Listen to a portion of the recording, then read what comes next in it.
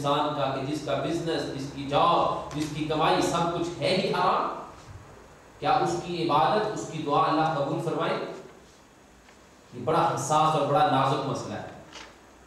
بالکل اسی طرح جس طرح میں نے پہلے عرض کیا ہے کہ جس طرح اکثر مسلمان عقیدے کے مسئلے میں کمزور ہیں، اس کی پرواہ نہیں کرتے، جان بوجھ کے یا غفلت میں یا جہالت کی بنا پہ وہ عقیدے کی بہت ساری خرابیوں میں وہ گھرے ہوئے ہیں۔ بالکل اسی طرح حلال اور حرام کا مسئلہ ہے، اکثر لوگ اس کی پرواہ نہیں کرتے، بس اپنی طرف سے بنائی ہوئی مجبوریاں، جس طرح میں نے کہا ہے کہ بھی لوگ یہاں کہتے ہیں کہ جی مکان کے بغیر اپنا مکان نہیں لیں گے، مجبوری ہے جی کیا کریں، اسی طرح کی یہ ساختہ مجبوریاں ہیں۔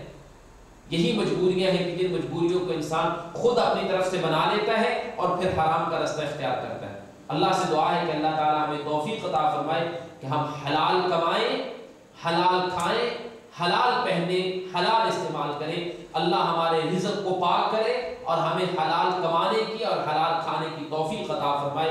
رسول اللہ صلی اللہ علیہ وسلم اللہ سے دعا کیا کرتے تھے، اور دعا عام اوقات میں نہیں، رات کے قیام میں، رات کی نماز میں آپ دعا کیا کرتے تھے، اللہم انی اسألک علما نافعا وعملا متقبلا ورزقا طیبا۔ اے اللہ میں تجھ سے سوال کرتا ہوں کہ مجھے ایسا علم عطا فرما جو میرے لیے اور دوسروں کے لیے فائدہ مند ہو، اور مجھے ایسے عمل کرنے کی توفیق دے جن عملوں کو تو قبول کر لے، ورزقا طیبا، اے اللہ مجھے طیب اور پاک رزق عطا فرما۔ رسول اللہ صلی اللہ علیہ وسلم اللہ کے نبی جن سے حرام کا تصور تک نہیں ہو سکتا، اگر آپ یہ دعا کرتے ہیں تو میرے بھائی ہمارے لیے بھی ضروری ہے کہ ہم اللہ سے یہ دعا کیا کریں، التجا کیا کریں کہ اللہ ہمیں حرام سے بچائے، حلال کمانے کی، حلال کھانے کی، حلال پہننے کی، حلال استعمال کرنے کی اللہ ہمیں توفیق دے تاکہ ہماری عبادتیں اللہ کے ہاں قبول ہو سکیں۔ اللہ ہماری دعاؤں کو سنے اور قبول فرمائے۔ اللہ ہمیں دین کو سمجھنے عمل کرنے کی توفیق دے۔ مالی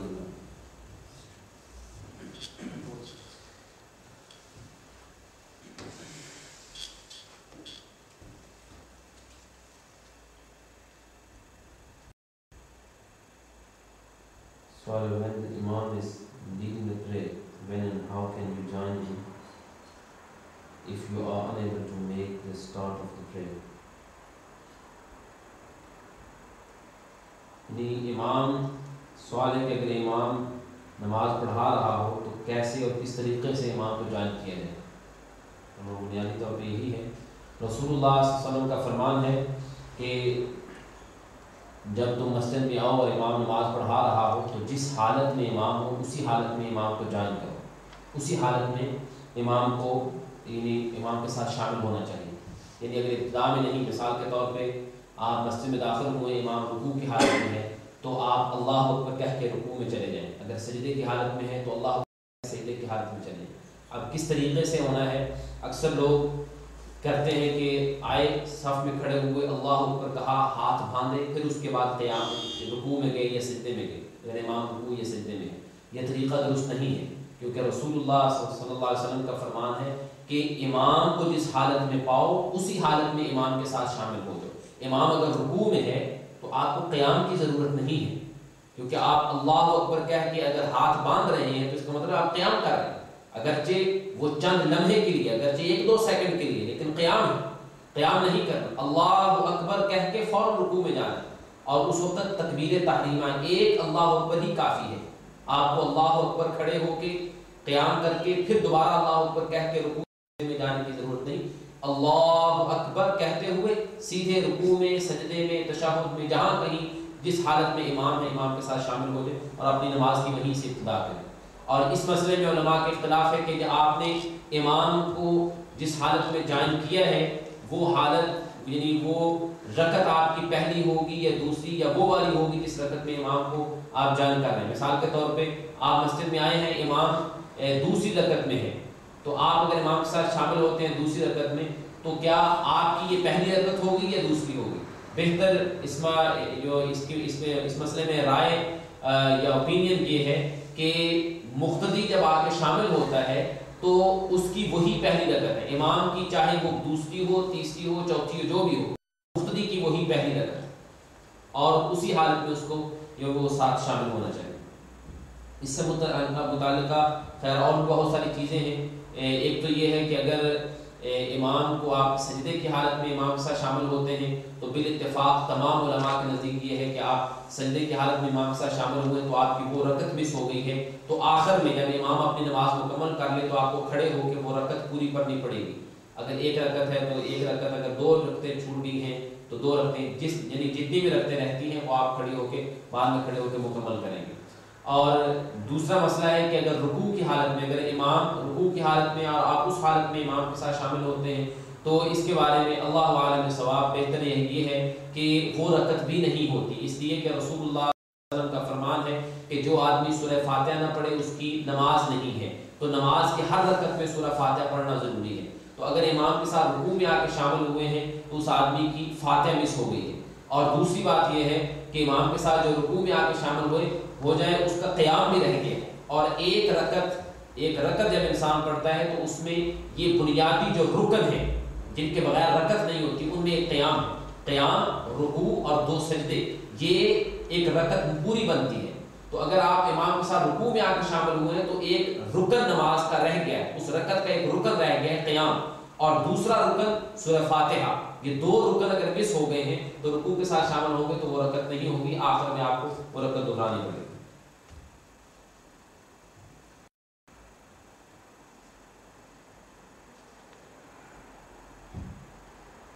اچھا, دوسرا سوال ہے کہ رمضان کے بعد after Ramzan what days can you fast on to make up for fast you have missed, کہ رمضان کے کچھ روزے اگر رہ گئے ہیں تو رمضان کے بعد کن کن دنوں میں وہ روزے رکھ سکتے ہیں. عید کا دن جو ہے اس میں روزہ نہیں رکھا جا سکتا, وہ عید الفطر کا دن ہو یا عید الاضحیٰ کا دن ہو.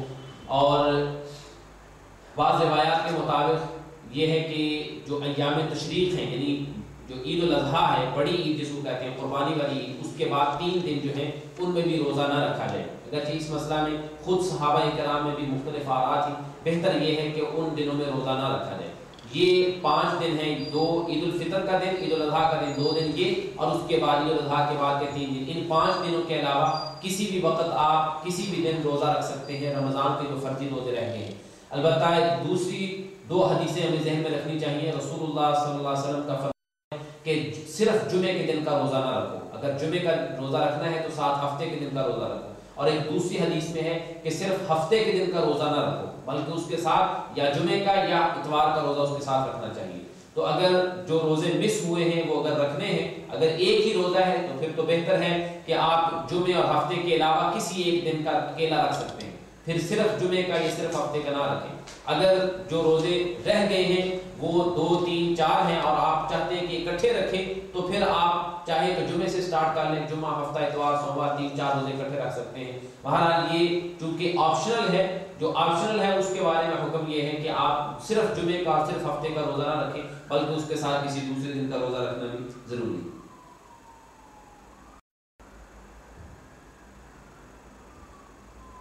کس عمر میں بچہ جو ہے وہ یعنی روزہ یا نماز شروع کرے؟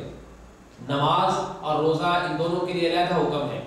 نماز کے لیے حکم تو رسول اللہ صلی اللہ علیہ وسلم کا فرمان ہے, اور والدین کو حکم ہے کہ جب تمہارے بچے 7 سال کی عمر کو پہنچ جائیں تو ان کو نماز کی تعلیم دو, نماز ان کو سکھلاؤ. جب 10 سال کے ہو جائیں تو نماز سختی سے پڑھاؤ, حتیٰ کہ کہا گیا کہ اگر وہ نماز یعنی 10 سال کی عمر میں پہنچ کے بھی وہ نماز میں سستی کریں اور نماز سے غفلت برتیں تو پھر انہیں سزا بھی دی جا سکتی ہے. یعنی اس حد تک, اس کا مطلب یہ ہے کہ اگر بچہ 10 سال کا ہو گیا ہے, بچہ ہے یا بچی, لڑکا یا لڑکی ہے, تو اس کے لیے نماز 10 سال کی عمر سے فرض ہے. 10 سال, کیونکہ رسول اللہ صلی اللہ علیہ وسلم کا فرمان ہمیں یہ بتاتا ہے کہ اگر نماز فرض نہ ہو تو پھر جو کام فرض نہیں ہے اس پہ مارنے کی یا اس پہ سزا دینے کی کوئی یعنی کوئی بات نہیں بنتی. یہ اسی لیے حکم دیا گیا ہے کہ 10 سال کی عمر سے نماز فرض ہے. اب اگلی بات ہے کہ اس سے علیحدہ فقہی ایک مسئلہ ہے کہ اگر 10 سال کا بچہ ہے یا 11 سال کا ہے, بلوغت کی عمر تک, بالغ ہونے سے پہلے کی جو عمر ہے, اس میں اگر اس کی کوئی نماز رہ جائے تو وہ گناہگار نہیں ہوگا, وہ گناہگار نہیں ہوگا. البتہ والدین کو حکم ہے کہ وہ سختی کریں اور اس کو یہ موقع نہ دے کہ وہ کوئی نماز چھوڑے. یہ تربیت کا ایک حصہ ہے کہ اس کو نماز پڑھائیں, لیکن اگر نماز اس کی کوئی رہ جائے تو وہ گناہگار نہیں ہے. بالغ ہونے کے بعد وہ نماز اس کی اس طرح فرض ہے کہ نماز اس نے چھوڑ دی تو پھر گناہ گار ہے۔ یہ تھوڑا سا فرق ہے۔ روزے کا جو ہے وہ ہے کہ جب بچہ بالغ ہو جائے تب اس کے لیے روزہ فرض ہے۔ اب بالغ ہونے کی کیا عمر ہے؟ ہر علاقے، ہر ملک میں اور ہر انسان کی علیحدہ سے طبیعت ہوتی ہے۔ بعض جو ہے وہ 13 سال کی عمر میں، بعض 14 سال کی عمر میں، بعض 15، بعض 16، مختلف عمریں ہیں، ان میں لوگ بچے جو ہیں وہ بالغ ہوتے ہیں۔ اور بلوغت کی علامت جو ہے مرد کے لیے 2 علامتیں ہیں کہ اس کے زیر ناف یعنی اس کی شرمگاہ کے آس پاس بال اگائیں تو وہ اس کے لیے بلوغت کی علامت ہے، مرد اور دونوں کے لیے۔ اور بچی کے لیے، لڑکی کے لیے ہے کہ اگر اس کے جو ہے وہ حیض کے ایام اس کے شروع ہو جائیں تو تب یہ بلوغت کی علامت ہے۔ بعض علماء نے کہا ہے کہ یعنی بغلوں میں جو بال ہیں اگر یہ نکل آئیں تو تب یہ بلوغت کی علامت ہے۔ اور اس کے علاوہ بلوغت کی ایک اور علامت یہ ہے کہ نیند کی حالت میں اگر احتلام ہو جائے تو وہ بھی بلوغت کی علامت ہے۔ اور لڑکی کے لیے بلوغت کی علامت ہے کہ اس کی چھاتی کا اوپر آنا، یہ بھی بلوغت کی علامت ہے۔ یہ سب ان میں سے کوئی ایک علامت ظاہر ہو جائے تو وہ بچہ بچی بلوغت کی عمر کو پہنچ گئے ہیں۔ اس لیے بہتر یہ ہے کہ جب 12 یا 13 سال، اور بعض خاندانوں پہ بھی یہ ڈیپینڈ کرتا ہے، بعض خاندان میں بچے بچیاں جلدی جوان ہوتے ہیں، بعض میں کچھ دیر سے ہوتے ہیں، اور والدین کو تقریباً اس کا اندازہ ہوتا ہے، اور نیچرلی بچے بچی کی طبیعت میں کچھ تبدیلی بھی آنا شروع ہو جاتی ہے۔ تو والدین کو یہ تربیت کا حصہ ہے، اور والدین کا فرض ہے کہ وہ اس بات کا خیال رکھیں کہ بچہ بچی جب جوان ہونے کے